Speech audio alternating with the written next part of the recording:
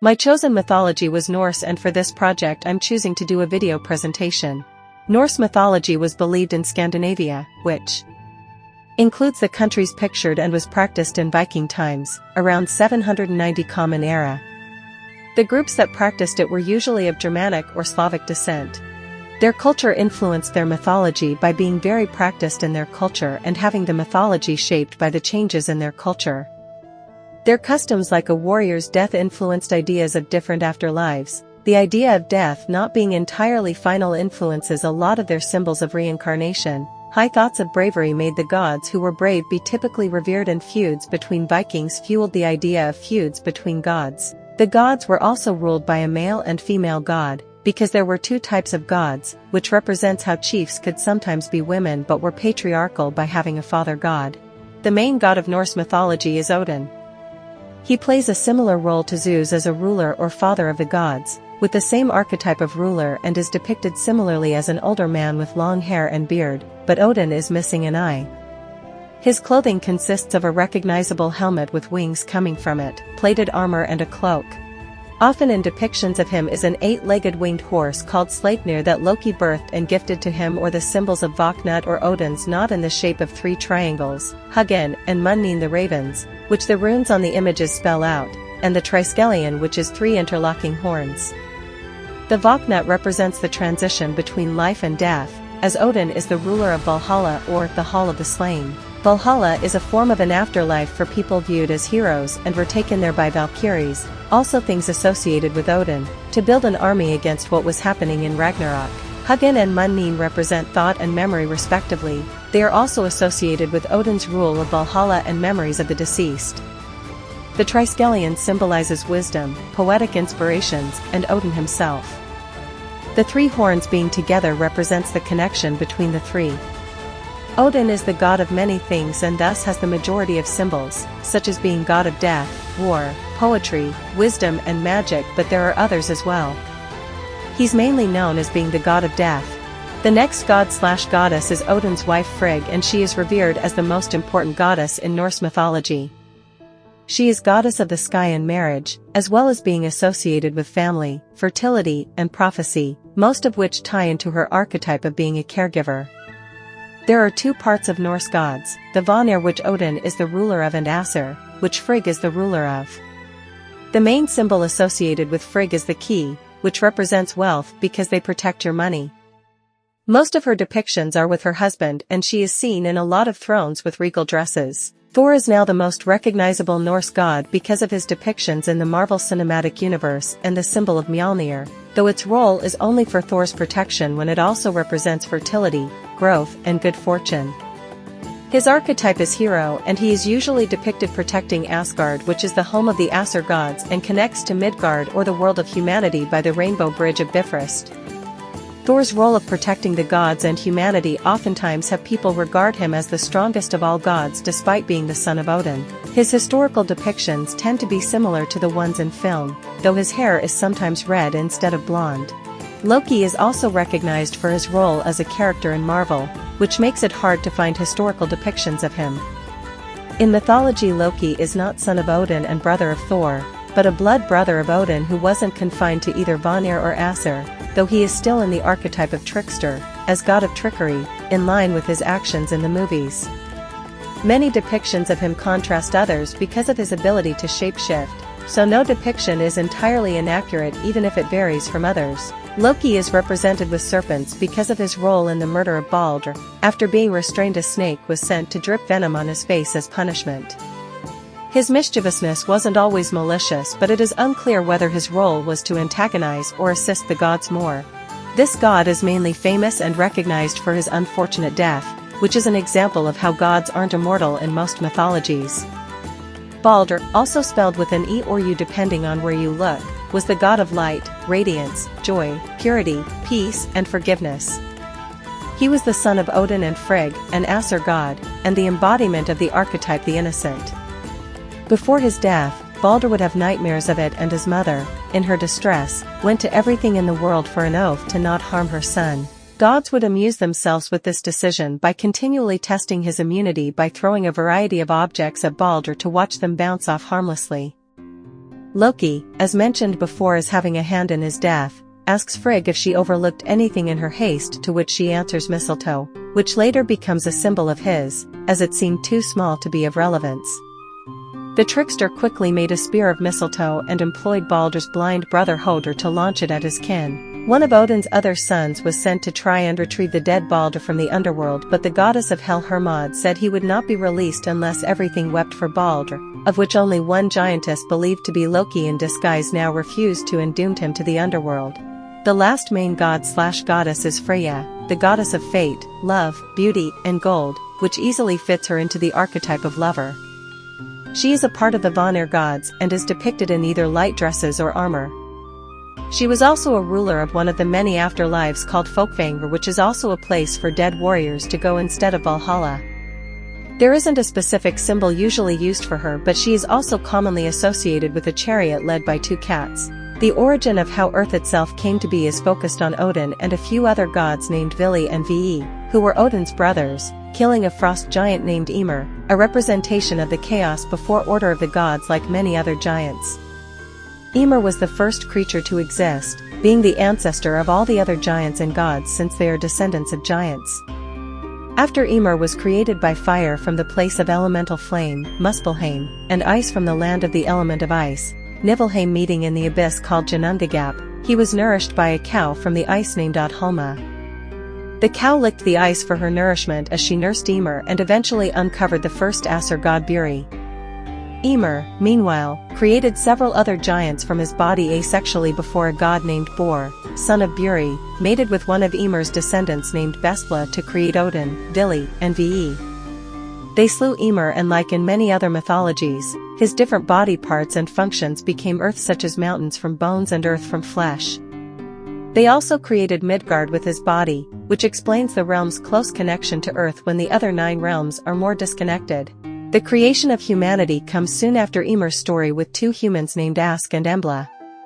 In the water, fashioned from either Ymir's blood or sweat depending on the telling, Odin and 2 other gods, depending on the story it's his brother Vili and Ve or Honir and Lodr, spotted 2 pieces of driftwood washed up on the beach in the shapes of a man and woman respectively.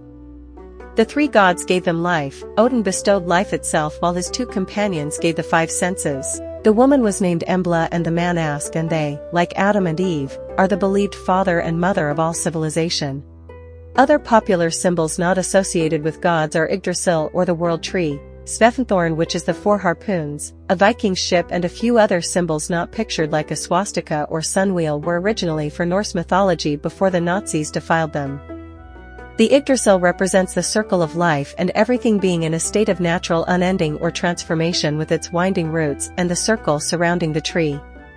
Svefnthorn represents the defeat of one's enemy by putting them to sleep. They are a mix of a physical item and spell, being both a harpoon and a sort of deep sleep spell that will have the affected not awake until the spellcaster wishes them to.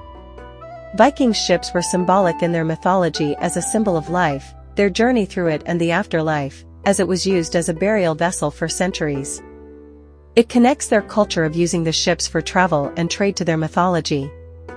In mythology, swastikas and sunwheels were used to represent holiness, prosperity, luck, and fire or life force.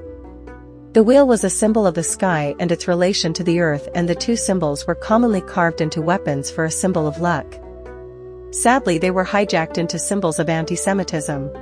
One thing I found interesting about this mythology is how, since it was mostly understood by word of mouth and was primarily written after they had been introduced to Christian influence, many of the stories have been taken to wildly different interpretations to fill in missing gaps of writing or try to speculate on what the stories were before they were influenced by the other religion. Norse mythology wasn't entirely lost to Christianity. The mythology, already having a multitude of gods, simply added the idea and stories of Christ into their existing mythology. Another interesting tidbit is being able to notice the references to Norse mythology in the media. Marvel is an easy example, and there may be deeper references to Norse mythology in the series than just characters and well-known events. How to Train Your Dragon was one I also noticed. I was recognizing more allusions to this mythology than before this project and now have a deeper understanding of both the mythology and series. It certainly isn't as famous as Greek mythology in various media, but I think Norse is a good second. The last piece of interesting information I found was all of the different realms. Many religions and mythologies focus on a few or reincarnation, thus only having Earth and maybe an area for the gods. But Norse has Valhalla, Folkvanger, Helheim, Asgard, Midgard, Vanaheim, Jotunheim, Niflheim, Muspelheim, Alfheim and Svartalfheim or Nýjavellir. The wide expanse of realms allows for amazing interpretations of the expanse of the Earth and universe. I mentioned earlier that the snake represents Loki because it dripped venom on his face as punishment for his hand in crafting the mistletoe spear that struck the god Baldur, but that was only a portion of the punishment for this crime. Before being imprisoned, Loki had tried to escape in the form of a salmon and disguise himself among other salmon before Thor caught him by the tail, and this is said to be why salmon have their pinched tail. After being discovered, Loki was taken to a cave where both of his sons were brought to him and one was transformed by the gods into a wolf that proceeded to maul his brother. His son's remains were used to bind the god before being transformed into iron that held Loki as the snake dripped venom onto his face that would cause him to shake violently, as it was unexpected because his wife typically held a bull to catch the venom and cause earthquakes for the humans. Originally I was planning to do the story of how Odin lost his eye as my interesting story before I settled on summarizing Loki's tale of punishment. However, I found this amazing video of the tale of Odin's lost eye by See You in History/Mythology, and though it was worth sharing. Fair warning, there is gore and blood after the sentence. He would have to pay a high price if he were to attain true wisdom, and the gore ends at he offered him a horn with the water from his well. After creating the world on the body of the giant Ymir, who had been killed by the Aesir gods, Odin went on to reign over the world atop his throne in Asgard. Even though he was a wise god, he was aware that he did not know everything. So he set out on an adventure in search of knowledge. He disguised himself as a wanderer and walked through Jotunheim, the land of giants and enemies of the gods. In this realm lived Mimir, a very ancient deity and uncle of Odin. He lived near the Well of Knowledge. The waters of this well were responsible for feeding Yggdrasil, the Tree of Worlds. Mimir, using the Gjallarhorn horn, drank sacred water and his knowledge of the world increased. Odin went to his uncle's well and asked him to drink the water of knowledge. "Mimir, I'm your nephew and lord of the gods, but how can I be worthy of my title without true wisdom? Being my kinsman or lord of the gods does not give you the right to drink from my well. The price is much higher than you can imagine." "Tell me the price. I'm willing to pay it." "The price is your eye. I want you to pluck it out and throw it into the well. Only then will you be able to drink the water from the Well of Knowledge." Odin knew that Mimir did not tell jokes. He would have to pay a high price if he were to attain true wisdom. The great god did not flinch and gouged out his own eye. His cry of pain was so loud that it echoed throughout the universe. Odin deposited his eye in the waters of the well, and this sacrifice satisfied Mimir. He offered him a horn with the water from his well, and he asked the god to drink the entire contents at once. After drinking the entire contents of the container, the father of all was filled with knowledge. A large scar filled the void where his eye had previously been, which at times emitted a brightly glowing flame. Odin came to be known as the One-Eyed Man, or the One with the Flaming Eye.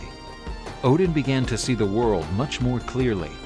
With only one eye, he could see better than when he had two.